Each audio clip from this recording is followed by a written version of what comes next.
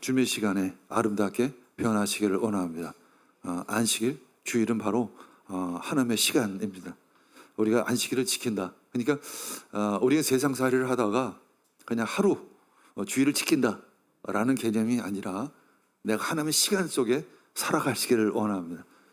주일은 그것을 확인하는 시간이에요. 그것을 확인하는 시간입니다. 자, 우리 한국 사람들이 유난히 세상이 부러워하는 나라가 됐죠. 참 어느 나라를 가든지 그냥 한국이 대단합니다. 그 한류 열풍이 말도 못해요.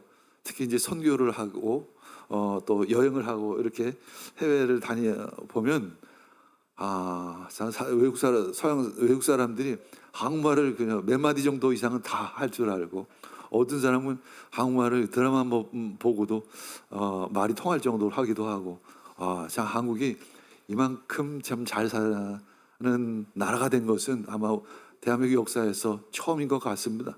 그런데 문제는 뭐냐면 한국 사람은 불행하다고 해요. 이 세상 누구보다도 불행하다라고 이야기를. 좀 너무 안 맞는 얘기예요. 그래서 너무 안 맞아요. 제가 며칠 전에 TV에서, 요새 유튜브가 참 좋더라고요. 옛날 1970년대 그 서울 사진들을 쭉 보여주더라고요. 참 그때만 해도 참 많이 가난했어요. 1980년대 사진도 봤습니다. 그때도 참 많이 가난했어요. 그러면서 지금 2024년 지금과 이렇게 어렴풋이 비교를 봤을 때 참 진짜 많이 발전했다. 그렇죠? 진짜 많이 변했다. 진짜 많이 잘 살게 됐다. 근데 또 질문해요.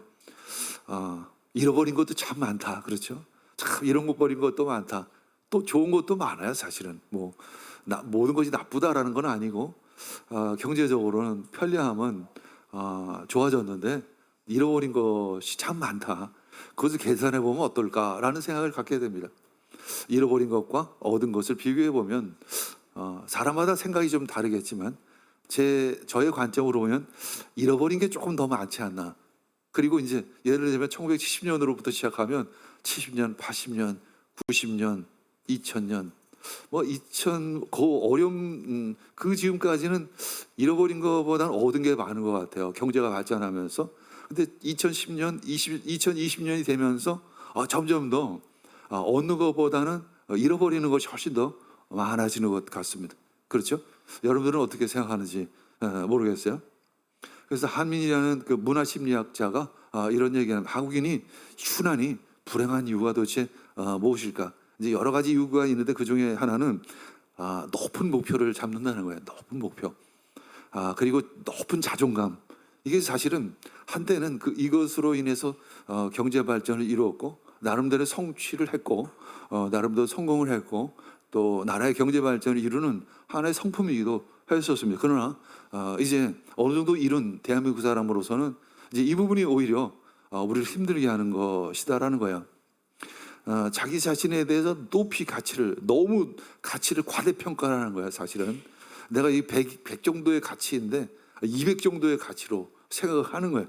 그러니까 외모도 그래요. 사실은. 그러니까 진짜 명품이다, 외모다, 그냥 다들 타란트가 되는 것 같은, 다들 보면 굉장히 진짜 한 1,000만 원, 2,000만 원 수입이 되는 사람처럼 살아가야 될 것 같은 그런 생각들을 가지고 살아간다는 거예요.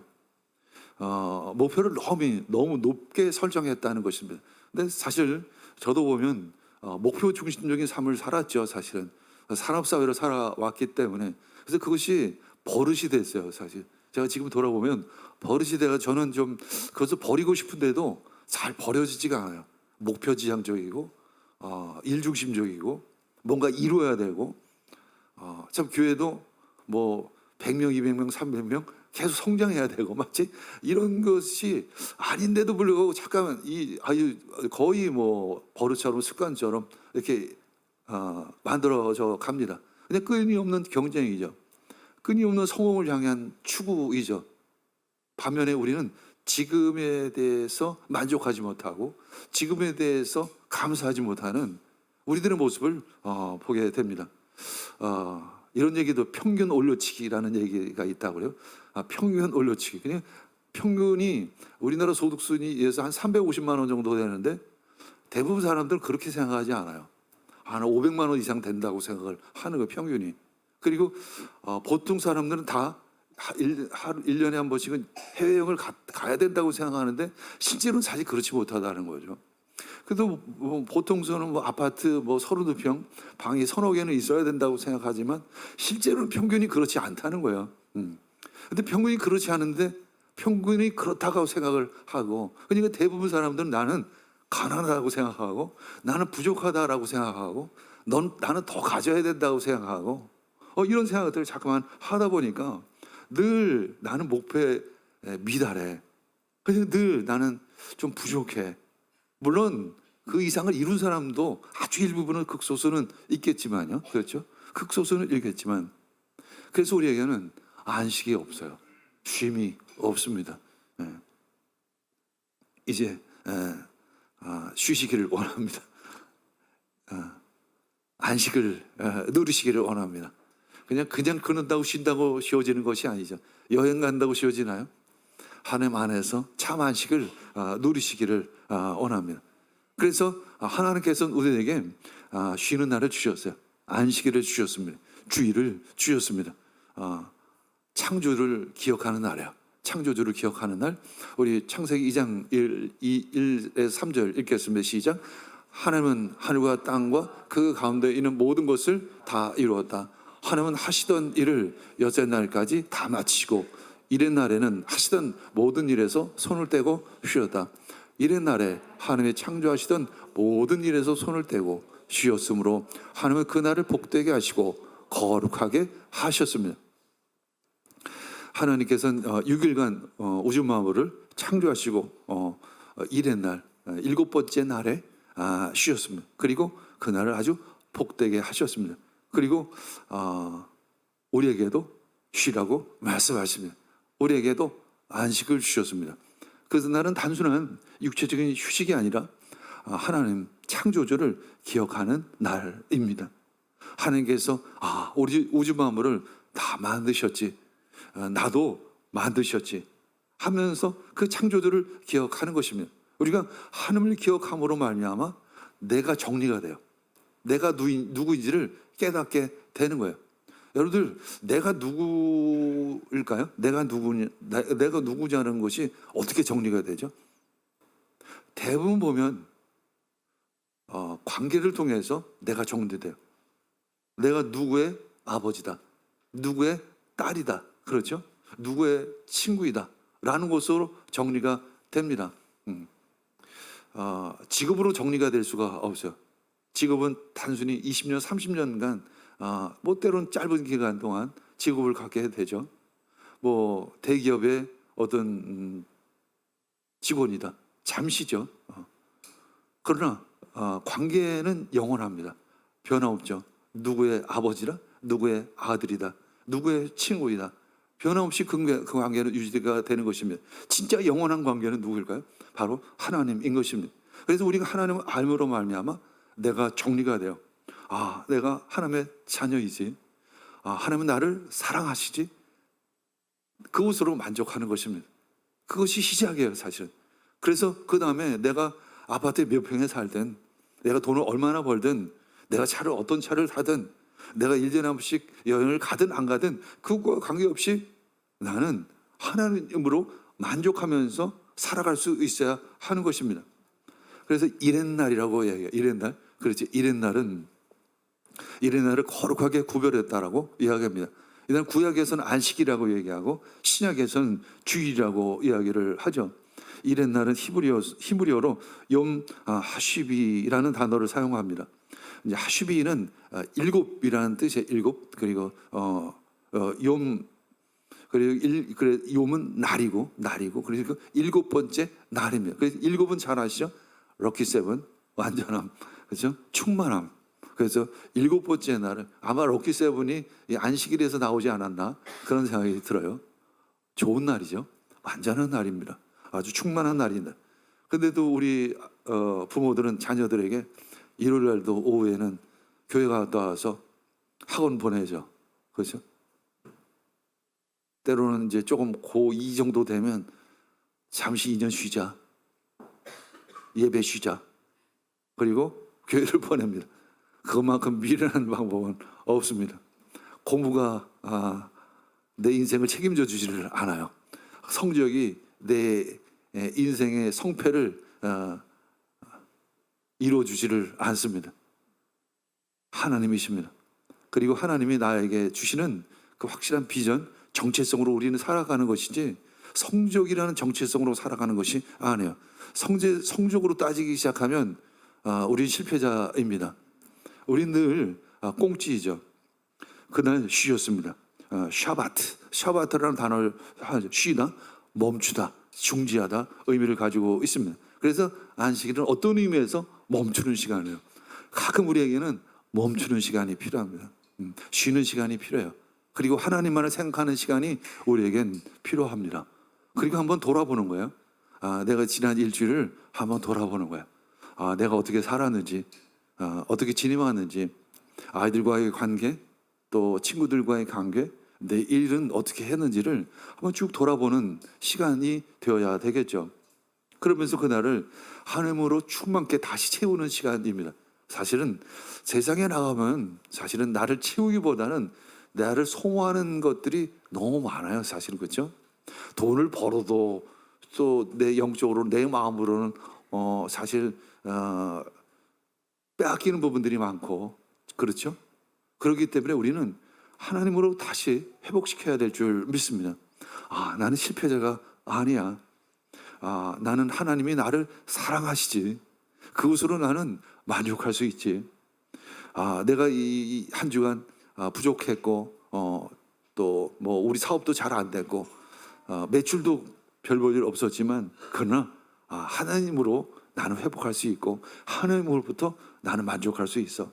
나는 그래, 내가 세상적인 목표가 아니라 매출이 얼마냐, 내가 사업이 얼마나 잘 되느냐가 나의 목표가 아니라 그것은 과정일 뿐이고 그냥 하나님이 주신 것, 하나님 비전이 나의 삶이 목표가 되어야 하지. 이런 생각들로 다시 한번 멈추고 생각하는 시간이 되어야 될 줄 믿습니다. 그래서 우리는 하나님의 입장에서 보면 창조주 하나님이 우리들과의 관계 안에서 안식을 누리신 거예요. 그냥 쉬신 것이 아니라 우리 인간과의 관계 안에서 쉬신 것입니다. 그럼 뒤집어서 얘기하면 우리는 하나님과의 관계 안에서 쉬어야 하는 것입니다. 구약에서는 사밧, 안식일이라고 이야기를 하죠. 이것이 이제 주로 보면 출애굽기 20장 8절에서 11절 말씀으로 안식일의 시작을 이야기합니다. 읽겠습니다. 8절에 11절 시작. 안식일을 기억하여 그날을 거룩하게 지켜라. 너희는 엿새 동안 모든 일을 힘써하여라. 그러나 이래 날은 주 너희 하나님의 안식일이니 너희는 어떤 일도 해서는 안 된다. 너희나 너희 아들이나 딸이나 너희 남종이나 여종만이 아니라 너희 집승시나 너희 집에 머무는 나그네라도 일을 해서는 안 된다. 내가 엿새 동안에 하늘과 땅과 바다와 그 안에 있는 모든 것을 만들고 이래 날을 쉬었기 때문이다. 그러므로 나 주가 안식일을 복주고 그 날을 거룩하게 하였다.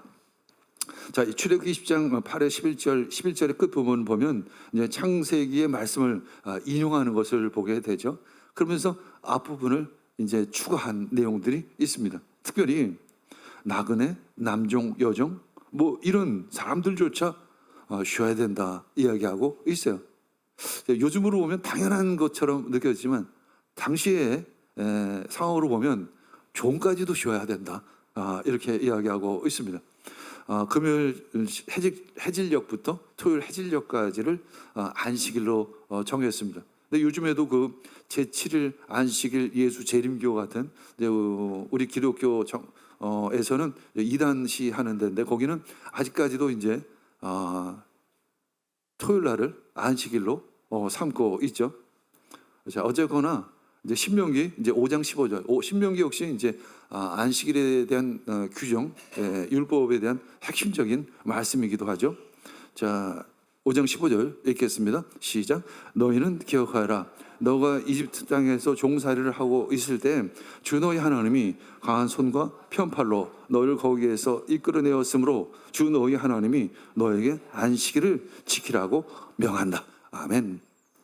자, 구약의 안식일은 사실은 너희가 이집트 땅에서 종살이를 하고 있을 때 이것이 굉장히 의미 있는 내용이죠. 구약의 안식일은 출애굽을 통해서 이스라엘이 해방되었다라는 것을 굉장히 어떤 주제로 삼고 안식일을 지키자라고 이야기를 합니다. 우리가 종살이에서 해방될 것처럼 이 육적인 그것도 영적인 자유를 누리는 날이 바로 안식일이다. 그래서 이스라엘 백성들의 안식일은 이 출애굽과 굉장히 관련이 깊습니다. 그러면서 이제 신명기 5장 15절을 앞뒤로 보면 어떤 내용이냐면 나올까요? 십계명이 나오는 거예요. 십계명 중에 5장 15절이 바로 그 중앙에 위치해요. 정확히 중앙에 위치하는데 그날이 안식일입니다. 우리가 잘 알고 십계명이 첫 번째 계명은 하나님 외에 다른 신을 두지 말라. 두 번째 계명은 우상을 만들거나 경배하지 말라. 그리고 세 번째 계명은 하나님의 이름을 망령되게 여기지 말라. 그리고 네 번째 계명이 안식일을 지키라. 중앙에 이제 히브리어 어법에 보면 우리 현대 어법은 문법에서는 문장을 구성할 때 끝 부분이 결론이잖아요. 그 부분을 제일 중요하게 여기지만 히브리 어법에서는 이 가운데가 가장 중요한 내용이죠. 그래서 네 번째 계명이 안식일을 지키라. 그래서 1계명부터 3계명까지가 하나님과 인간과의 관계가 있었다면 이제 5계명부터는 인간과 인간과의 관계를 기록하고 있어요. 그래서 다섯 번째 계명이 부모를 공경하라. 그 전까지는 하나님에 대한 이야기였고 이제 네 번째 계명이 안식일에 대해서 딱 정리를 한번 하고 그리고 나서 이웃과의 관계에 대해서 이야기하죠. 여섯 번째가 살인하지 말라. 그리고 일곱 번째가 간음하지 말라. 여덟 번째가 도둑질하지 말라. 아홉 번째가 거짓 증거하지 말라. 열 번째가 이제 이웃의 것을 탐하지 말라. 이런 식으로 십계명이 등장을 하게 되고 딱 그 가운데 안식일에 대한 계명이 있는 것입니다. 구약에서는 평등한 쉼을 이야기하고 있어요. 평등, 자유, 해방 이런 주제가 안식일의 굉장히 중요한 핵심적인 의미로서 가치로서 이야기하고 있습니다. 이 휴식할 권리는 평등하다라는 거예요. 뭐 지금이야 당연하죠. 사실 오히려 지금은 이제 사용자가 더 모시죠. 여기서 사용자 계시죠. 주인 계시죠.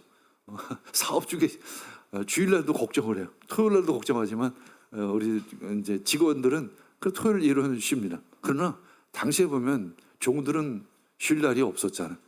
종들에게도 쉴 날을 주는 것입니다. 출애굽기 20장 10절에 보면 그러나 이래 날은 주 너희 하나님의 안식일이니 너희는 어떤 일도 해서는 안 된다. 너희의 아들이나 딸이나 너희 남종이나 여종만이 아니라 너희 집짐승이나 너희의 집에 머무르는 나그네라도 일을 해서는 안 된다. 너희들이 애굽에서 종놀이 했던 데를 꼭 기억해라. 이야기를 하는 거예요. 그것이 전제가 되는 것입니다. 그러면서 안식일을 지켜라. 안식일을 지키지 않으면 너희들이 다시 종놀이하게 될 것이다. 이렇게 말씀하고 있는 거예요. 창조된 모든 인간, 하나님의 형성을 가지고 있는 인간은 모든 사람 하나님 앞에 다 평등하다라는 것입니다.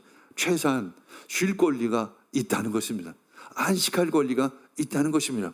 하나님을 예배드릴 권리가 누구에든지 동일하게 있다고 말씀하고 있습니다. 하나님은 모든 인간에게 안식의 선물을 주셨습니다. 근데 서울 사람은 이 세상에서 가장 좀 과장되게 표현하면 가장 안식을 못하는 것 같아요. 그렇죠? 가장 쉬지를 못하는 것 같습니다. 자, 우리 함께 쉬시기를 축복합니다. 또 주일만이라도 쉬시기를 원합니다. 또 예배 끝나면 뭐 할 거 생각하지 않으시기를 바랍니다. 물론 과거 율법처럼 안식일에는 뭐 사지도 말고 팔지도 말라 뭐 이런 것들을 율법적으로 지킨다기보다는 내 마음으로 지키시기를 원합니다. 마음으로 쉬시기를 원합니다. 마음에 안식이 있기를 원합니다. 우리 찬양 가운데 예배 가운데 안식이 있으시기를 원합니다. 모든 긴장 내려놓으시기를 원합니다. 모든 두려움 떨쳐버리기를 원합니다. 그러면서 이제는 희년으로 확장돼요. 이 안식일이 희년으로 확장이 됩니다. 자, 34장 17절 읽겠습니다. 그러므로 나 주가 말한다. 너희는 모두 너의 친척, 너의 동포에게 자유를 선언하라는 나의 명령을 듣지 않았다. 그러므로 보아라. 나도 너희에게 자유를 선언하여 너희가 전쟁과 연병과 기근으로 죽게 할 것이니 세상의 모든 민족이 이것을 보고 무서워 떨 것이다. 나 주가 하는 말이다. 그러면서 이제 희년으로 확장이 돼요. 이제 50년마다 자유를 선포하라는 것입니다. 다시 한번 생각하면 네가 애굽에서 종노릇 했던 때를 기억하라는 것입니다. 너희들이, 우리 대한민국 사람들, 너희들이 50년 전에 진짜 가난했을 때를 기억하라. 하나님 우리들에게 그런 얘기를 하시는 것 같아요. 그러면서 지금 가난하고 힘든 사람들을 좀 돌아보면 안 되겠니? 라고 이야기하는 것과 같아요.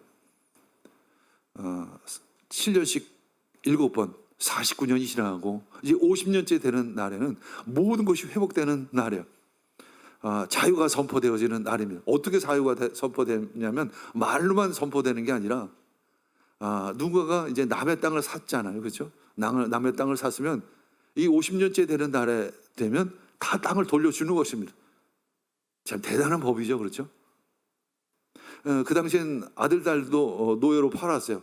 수요 클래스 때 우리 아이들 놓고 이제 가르치는데 옛날에는 성경 구약 시대 때는 가난한 사람들 아들, 딸도 팔았대. 그러니까 애들이 깜짝 놀래. 아니 아들, 딸도 팔아요. 그래서 우리가 상상할 수 없죠. 그렇죠? 그러나 지금도 뭐 비슷한 일들이 있잖아요. 요즘에 보면 며칠 전에 뉴스에 보니까 요 자영업자들이 그 연체율이 엄청 높다고.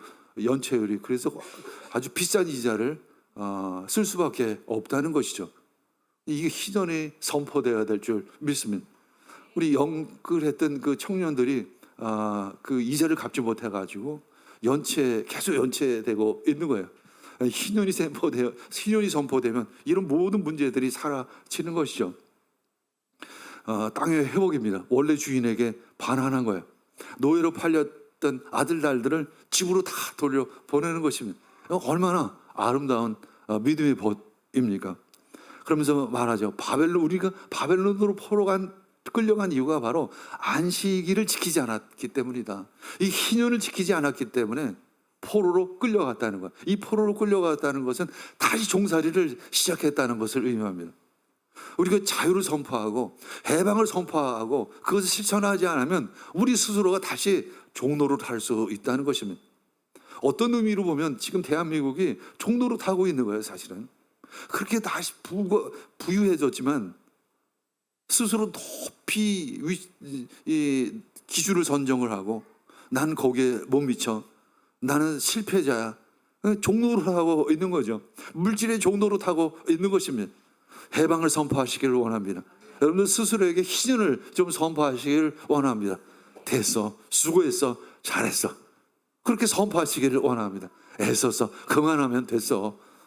그리고 또 열심히 일을 하는 거예요. 그렇죠? 그렇게 놀자라는 얘기가 아니라 6일간은 열심히 일해야죠. 그렇죠? 6일간은 열심히 일하고 하루는 쉬고 그리고 회복하고. 그러면서 신약에서는 주일입니다. 주일. 신약에서는 주일이죠. 주일은 로즈데이, 창조주 하나님을 기억하는 것뿐만 아니라 예수 그리스도께서 이루신 구원 사역을 기억하는 것입니다. 구원은 새로운 창조예요. 그렇죠? 새로운 하나님이 창조하셨지만 타락한 인간들을 새롭게 창조하신 그 날을 기억하는 날입니다. 그 날은 어떤 날이냐면 과거의 안식일은 금요일 밤부터 토요일 밤까지지만 이 주일은 언제냐면 예수님 부활하신 날. 예수님 부활하신 날. 그 날이 바로 7번째 날이에요. 그래서 우리는 주일을 지키게 되는 것입니다. 주일은 이제 안식일이 지나고 마태복음 28장 11절 읽겠습니다. 안식일이 지나고 일회의 첫날 동틀 무렵에 막달라 마리아와 다른 마리아가 무덤을 보러 갔습니다. 이 날이 바로 예수님께서 부활하신 날이죠. 그래서 안식일이 지나고 일회의 첫날, 그 날이 오늘인 것입니다. 그래서 오늘 바로 에이스 미안 사바톤, 안식 후 첫째 날, 한직 후 첫째 날은, 이 첫째 날은 한 주간의 첫째 날을 의미하는 것입니다. 그래서 사실은 오늘이 첫째 날, 오늘이 사실은 7번째 날이 아니라 한 주간의 첫째 날이 됩니다. 하나님은 누구신가? 다시 한번 생각하는 날이면 예수 그리스도의 구원을 다시 한번 생각하는 날인가? 그러면서 내가 누구인가? 관계 가운데 다시 한번 나를 정리하는 시간입니다. 돈으로 나를 정리하는 것이 아니라 아파트 평수로 나를 정리하는 것이 아니에요. 내가 무슨 차를 타고 다니느냐로 인해서 정리되어지는 것이 아니에요. 저는 제가 처음 탄 차가 무슨 차인지 아시죠? 얘기 전에 한 것 같은데 스텔라라는 영화가 있었어요. 스텔라가 우리나라 최초의 차가 폰이잖아요. 우리나라 최초의 중형차가 스텔라입니다. 제가 20대 때부터 차를 끌고 다녔어요. 20대 때 그냥 그 당시로 보면 참 일찍 끌고 다닌 거죠, 사실은. 그러면 차가 계속 이제 커져 왔어요. 지금까지 쭉 커져 오다가 이제 다음 차를 무슨 생각하냐면 이제 조그만 차를 타야지 그런 생각을 합니다. 조그만 차를 타야지. 이제 이런 것들 다 불편해요. 큰 차들도 다 불편해. 이제 작은 차를 타야지. 인생이 그런 것입니다. 큰 게 다 좋은 것은 아니에요. 좋은 차가 나를 정리하는 것이 아니에요. 작은 차를 탄다고 해서 내가 별 볼 일 없는 사람이 되는 것이 절대 아닙니다. 다시 한번 나를 정리하시길 원하면 나는 그냥 하나님의 아들입니다. 내가 누군가로부터 사랑받는 사람이에요. 내가 누군가로부터 사랑받지 못할지라도 나는 하나님으로부터 사랑받는 귀한 자녀입니다. 예수 그리스도께서 십자가에 못 박혀 죽으시고 나를 구원하신 그 아름다운 하나님의 자녀인 것입니다. 그래서 그날은 치유와 회복의 날이 되는 것입니다. 그래서 예수님께서 우리에게 말씀하셨습니다. 인자는 안식일의 주인이다. 인자는 안식일의 주인이다. 이것은 두 가지 의미가 있어요.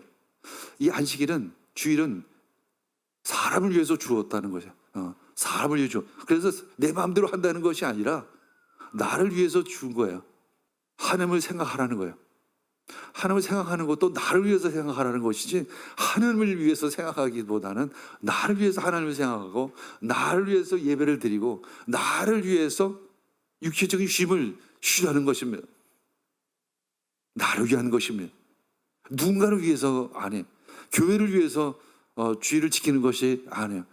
목사님이 내가 주일 예배 안 드리면 싫어하실 것 같아. 주일 성수 안 하면 목사님이 좀 싫어할 것 같아 해서 이 주일 예배 드리는 것이 아니라 여러분들을 위해서, 나를 위해서 예배 드리시길 축복합니다. 물론 그 끝은 하나님이에요.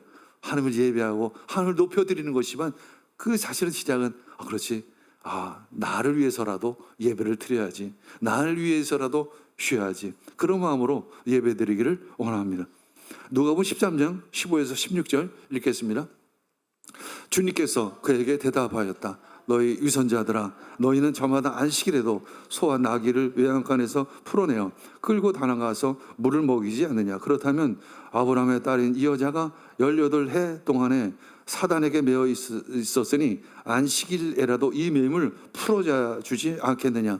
이 말씀 뭐냐면, 이제 안식일날 굳이 예수님께서 굳이 회당에서 가르치시고 이제 18년 동안 이제 허리가 구부러져 있는 한 여인을 고쳐 주시는 거예요.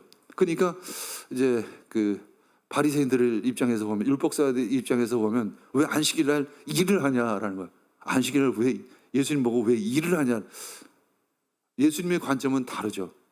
이게 일이기 전에 회복되고 치유하고 이 병으로부터 자유해지고 이 억압으로부터 해방되는 것인데, 이것이 왜 일의 개념으로 안식일을 어겼냐라고 따지느냐라는 것입니다.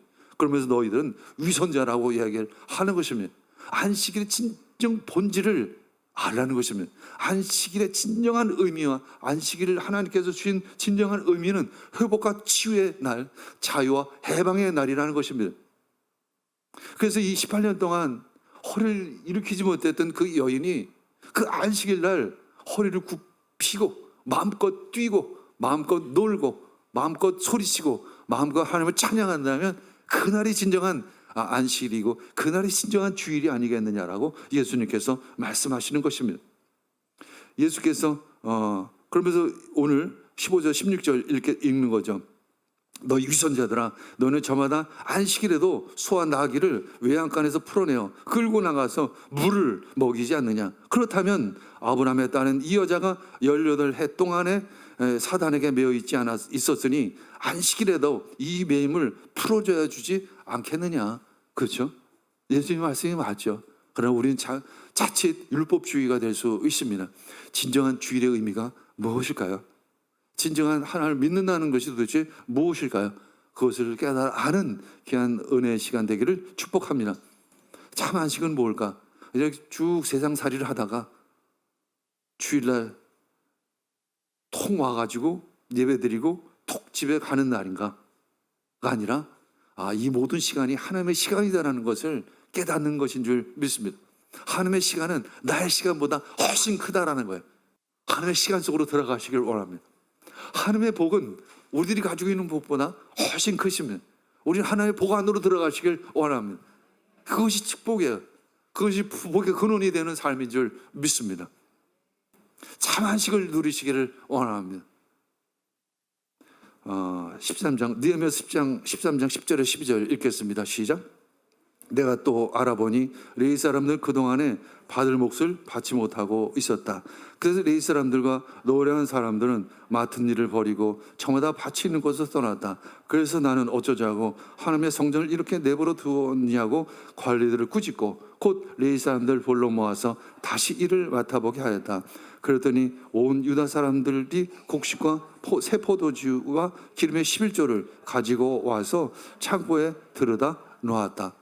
이제 느헤미야가 페르시아로 가서 다시 뭔가 일을 보고 다시 돌아왔더니 모든 것이 흩어져 있었던 것입니다. 레위인들은 자기 지방으로 내려가서 농사를 짓거나 직업 일을 하고 있었습니다. 깜짝 놀라는 것이죠. 그러면서 다시 레위인들을 제자리로 불러 모았습니다. 안식일은 바로 다시 제자리를 찾는 시간인 줄 믿습니다. 다시 돌려주는 시간인 줄 믿습니다. 회복시키는 시간인 줄 믿습니다. 라는 단어의 의미이죠. 그러면서 다시 사람들은 11조를 드리기 시작을 했었어요. 예배가 온전해지자, 제사가 온전해지자, 믿음이 회복되어지기 시작하자 다시 사람들은 11조를 드리기 시작을 했습니다. 그러니까 그 11조를 통해서 레위인들이나 제사장들에게 사례비를 지급할 수 있었고, 그래서 그들은 또 온전히 하나님을 예배하는 것을 준비할 수 있었던 것이죠. 13절 14절 읽겠습니다.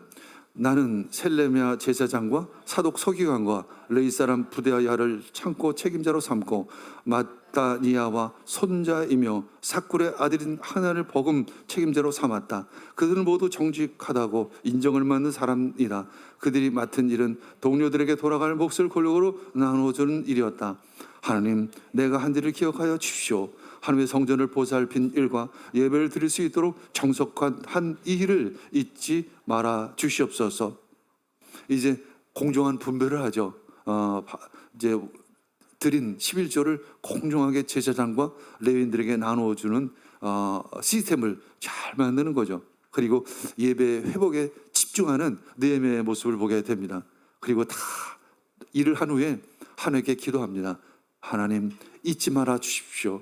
제가 이렇게 애쓰고 수고하고 부족하지만 하는 모든 일들은 하나님께 드리는 예배를 회복하고자 하는 그런 마음뿐입니다. 주님, 나의 마음을 받아 주시옵소서. 그렇게 간절히 기도하는, 아주 겸손히 하나님께 무릎을 꿇는 그 느헤미야의 모습을 보게 됩니다. 15절 읽겠습니다. 그 무렵에 유다에서는 안식일에도 사람들이 술틀을 밟고 곡식을 가져다가 나귀에 지워서 실어 나르며 포도주와 포도송이와 무화과 같은 것을 날라드렸다. 안식일인데도 사람들이 이런 여러 가지 짐을 지고 예루살렘으로 돌아오는 것이니 나의 눈에 띄었다. 나는 안식일에는 사고 파는 일을 하지 말라고 경고하였다. 이제 예루살렘은 이제 두로와 같은 항구에서 외국에서 이제 무역해가지고 물건들이 들어오잖아요. 이제 여러 가지 포도나 이제 무화과 같은 거를 예를 들어 하루를 묵히게 되면 어떻게 해야 되죠? 상품성이 굉장히 떨어지게 되죠. 그럼 굉장히 손해가 되겠죠. 그래서 사실 그렇게 가져오는 것은 우리들이 인간적인 눈으로 볼 땐 당연한 거예요. 지금 포도가 상하고 있는데, 과일이 상하고 있는데 성 바깥에 그냥 놔두면 손해잖아요. 그거 좀 들여오면 안 돼요? 안식일 날? 안 된다는 거예요. 안 됩니다. 우리 합리적 신앙을 얘기하죠. 요즘 합리적으로 효율적으로 일을 하면 안 돼? 라고 이야기하는데, 느헤미야는 목회자라기보다도 아니잖아요. 죄세상도 아니죠. 그는 행정관이에요. 그럼에도 불구하고 그는 안 된다는 거예요. 신앙이 한번 무너지기 시작하면 걷잡을 수 없다라는 것이죠. 역사를 돌아보자는 것입니다. 16절에서 18절 읽겠습니다. 예루살렘에는 두로 사람도 살고 있었는데 그들은 안식일에 물고기와 갖가지 물건을 예루살렘에 들여다가 유다 백성에게 팔았다. 그래서 나는 유다의 귀족들을 꾸짖었다. 안식일을 이렇게 더럽히다니 어쩌자고 이런 나쁜 일을 저지르는 거요. 당대 조상도 똑같은 일을 하다가 우리와 우리 도성이 모두 하나님의 재앙을 받지 않았소? 당신들이야말로 안식을 더럽혀서 하나님이 이스라엘 위에 진노를 내리시도록 하는 장본인들이요. 두로 사람 얘기가 나오죠. 두로 사람 얘기가 나오는데, 이것은 이제 두로는 항구 도시니까 외국에서 이제 생선이나 이제 물고기들을 잡아다가 예루살렘 성 안으로 들여오는 거죠. 물고기도 마찬가지죠. 하루 지나면 그만큼 상품성이 떨어지잖아요. 빨리 들여다 팔아야죠. 합리적이죠. 손해를 보지 않으려면 그렇게 해야 되겠죠. 그러나 신앙적으로 보면 아니라는 거예요. 역사적으로 보면 하나님을 생각하라는 거예요. 하나님을 생각하고 하나님께서 안식일을 정하신 그 이유를 생각하라는 거예요. 당장은 손해일지라도, 당장 눈앞의 이익은 손해가 날지라도 길게 보면 이것이 영원한 이익이 될 것이다라고 이야기를 하는 것입니다. 역사를 돌아보라는 것이죠. 과거에 우리가 안식일을 지키지 않아서 우리가 바벨론 포로로 끌려가지 않았느냐 말하는 것입니다. 당장의 눈앞에 보면 주일 오후에 아이들 데려다가 학원에서 공부 가르치는 것이 효율적이죠. 사실은 합리적이죠. 근데 길게 보면 아이들에게 진정 그것이 도움이 될까요? 도움이 안 돼요. 과학적으로 설명해도 그것은 도움이 안 되는 일이에요. 그냥 감정적으로 생각하는 거예요. 그냥 마음이 급하고 마음이 불안하니까 하는 짓일 뿐이에요. 그거는 짓이에요. 그건 나쁜 짓이에요. 하나님 믿지 않아도 일주일 내내 아이들을 혹사시킬 수는 없습니다. 그것은 종노릇이죠. 종노릇. 머리라는 것도 좀 식혀야만 또 공부를 할 수 있는 거예요. 머리가 좀 비워져야만 다시 집어넣을 수가 있는 것입니다. 모든 원리들이 다 그러합니다. 제가 진짜 40년, 50년 제가 열심히 살았죠. 진짜 열심히 살았습니다. 근데 돌아보니까 그래요. 하나님이 복을 주셔야 복을 받습니다. 하나님이 재물을 주셔야 재물도 얻을 수 있는 것입니다. 하나님을 생각하시기를 원합니다. 그래서 우리는 주의를 지키는 것이죠. 그래서 우리는 손해를 감수할 각오를 가지고 있어야 합니다. 자, 19절에서 21절 읽겠습니다. 나는 안식일이 되기 전 날은 해걸음에 예루살렘 성문에 그림자가 들이면 성문들을 닫도록 하고 안식일이 지나기까지 문을 열지 못하게 하였다. 나는 또 나를 돕는 젊은이들을 성마다 세워서 안식일은 아무것도 드리지 못하게 하였다. 그 뒤로는 장사하는 이들과 갖가지 물건 파는 사람들이 상인들이 예루살렘 성 밖에서 자는 일이 한두 번 있었다. 나는 그들을 꾸짖었다. 어찌하여 당신들은 성 밑에서 잠을 자고 있어. 다시 한 번만 더 그렇게 하면 잡아드리겠소. 그랬더니 그 다음부터 안식일에는 그들이 한 번도 나타나지 않았다. 물론 이 모든 조치는 총독으로서 할 수 있는 일이었습니다. 총독으로서 최선을 다하면서 안식일을 지키고자 애썼던 것이죠. 그러나 우리들은 진정 주의를 어떤 마음으로 지켜야 할 것인가? 마음속에서 우러나오는 자원하는 마음으로 이 주의를 지키시기를 원합니다. 13장 22절 읽겠습니다. 나는 또 레위 사람들에게 몸을 깨끗하게 하고 와서 성문마다 지켜서 안식일을 거룩하게 지키라고 하였다. 나의 하나님, 내가 한 일도 기억하여 주십시오. 그지없이 크신 주님의 사랑으로 나를 너그러이 보아 주십시오. 이것이 바로 느헤미야의 마음이었던 거예요. 느헤미야가 행장관으로서 총독으로서 하는 모든 일들도 그렇고 지금 종교개혁을 일으키는 모든 일들이 하나님 때문에 했다는 거예요. 하나님을 향한 그 믿음으로 한 것이었습니다. 이제 겸손한 마음으로 이 일들을 추진했던 그 느헤미야의 모습을 바라보게 됩니다. 우리 함께 기도하겠습니다.